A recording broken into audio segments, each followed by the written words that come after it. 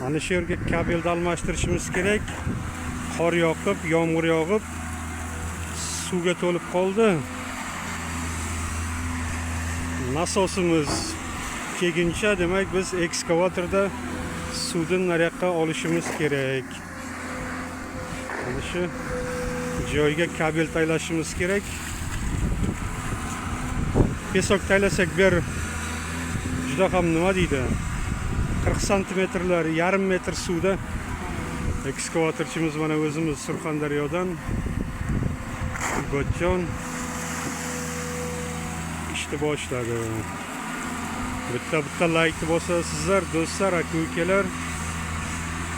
Rossiyada yurgan aka-ukalarimiz, opa-singillarimiz, jonlaringiz sog' bo'lsin. Sovuq kunlarda o'zlaringizni asrayingizlar. Mana shunday qilib biz hozir suvni kamaytiramiz. İşimizni, bugungi ishimiz mana shu joyga 100 metr kabel tashlashimiz kerak. Mana bu kabelimiz kalta ekan, eski kabel bo'lgan.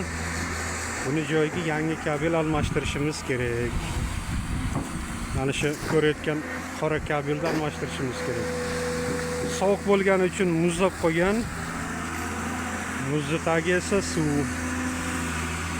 Suvda olmasi biz kabelni yotqizib pesok taylay olmaymiz. Shuning uchun suvda oldiryapmiz.